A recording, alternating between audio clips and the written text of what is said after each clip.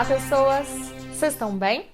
Aqui quem fala é a professora Thaís Oliveira e eu estou aqui para ajudá-los a desvendar os mistérios da redação Enem.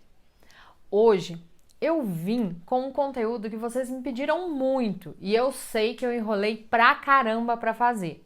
Mas sabe como é, né, gente? Professora de redação, às vésperas de vestibular, de Enem, eu tava dando muita aula e sem tempo para poder fazer esse vídeo. Mas antes tarde do que mais tarde, né? Tô aqui.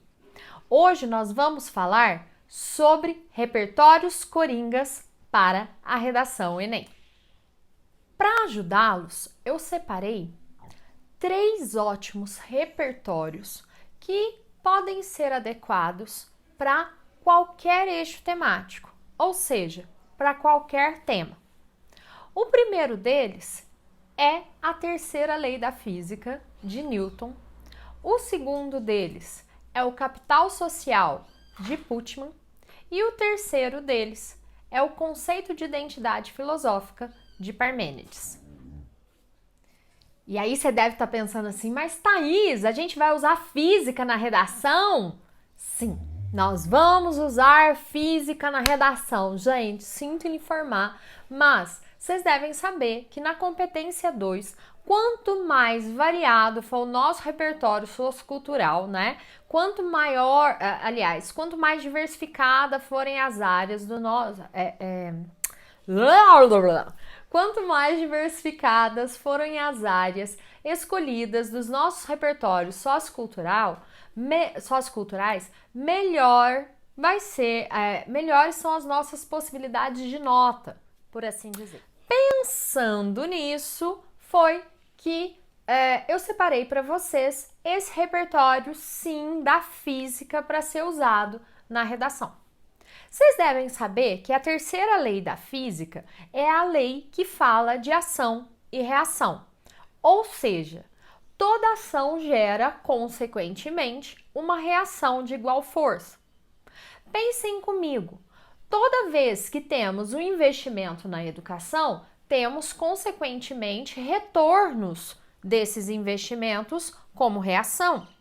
Toda vez que temos violência, temos, consequentemente, mais violência. Seja lá qual for o eixo temático ou qual for o tema escolhido, a argumentação defendida por vocês, este é um repertório que pode ser encaixado. Por quê?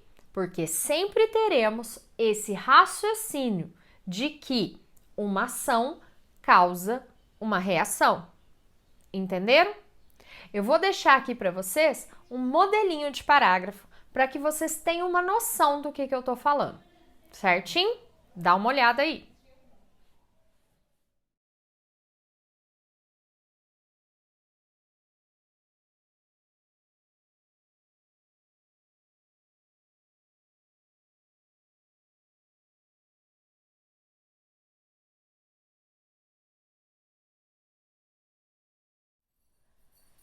O segundo repertório que eu quero deixar aqui para vocês é o Capital Social de Putman, Robert Putman.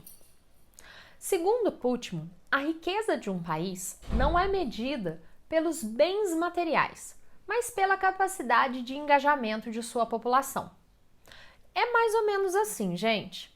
Não adianta nada um país ser rico, por exemplo, ter muitas empresas ou ter pessoas ricas, se a população não for socialmente engajada, não produzir conhecimento. Nesse sentido, imagine um argumento que fala sobre violência. Então não adianta nada nós termos um país rico em que a população não se organiza para finalizar a violência. Não adianta nada nós termos um país rico em que a população não se organiza para melhorar a saúde, ou para acabar com o tabagismo, ou para melhorar a educação. Neste tipo de argumento, neste tipo de repertório, nós colocamos a população como agente de transformação social. Vocês entenderam? Eu sei que é um pouco diferente, mas eu prometo que é muito fácil e que vai melhorar demais a vida de vocês, mesmo.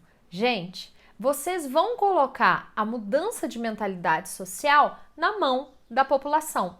A partir do momento que ela se engaja e a partir do momento que ela produz conhecimento, há uma mudança de mentalidade. Vou deixar aqui também um modelinho de parágrafo para que vocês tenham noção do que eu estou falando. Dá uma olhada.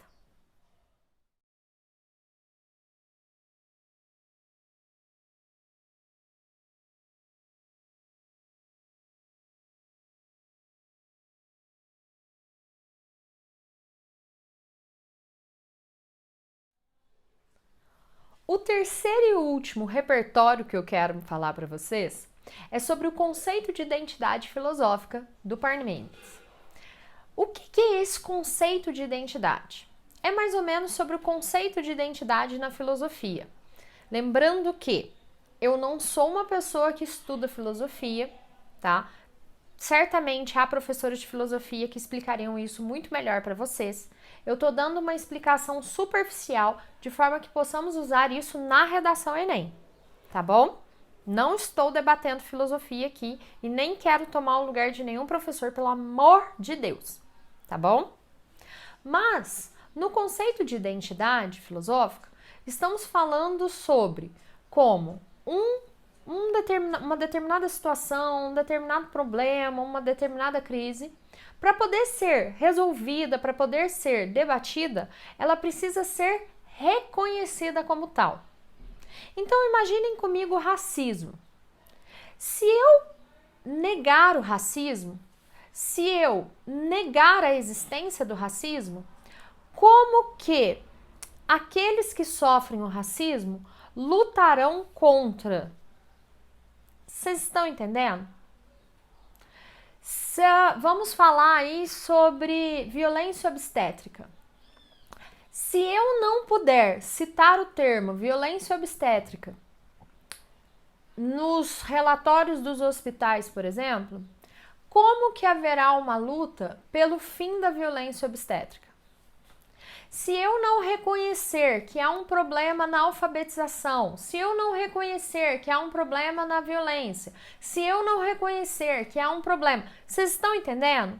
É preciso que haja, antes de qualquer coisa, um reconhecimento do problema para que aí sim ele possa ser debatido e solucionado. Isso é o conceito de identidade filosófica. É a necessidade de entendimento da questão. Eu espero que vocês tenham entendido. Eu sei, de novo, eu não sou especialista em filosofia, pelo amor de Deus, eu sou professora de língua portuguesa.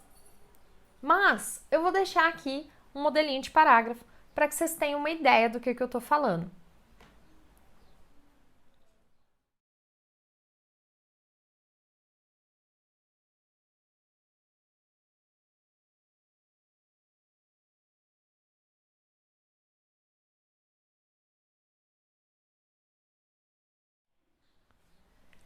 E aí, pessoas? Vocês gostaram? Deu para ajudar? Eu espero que sim, tá? Qualquer dúvida eu estou à disposição. Vocês podem me chamar por aqui ou pelo meu Instagram, professora Thaís Oliveira. Tá bom? Um beijão da titia Thaís.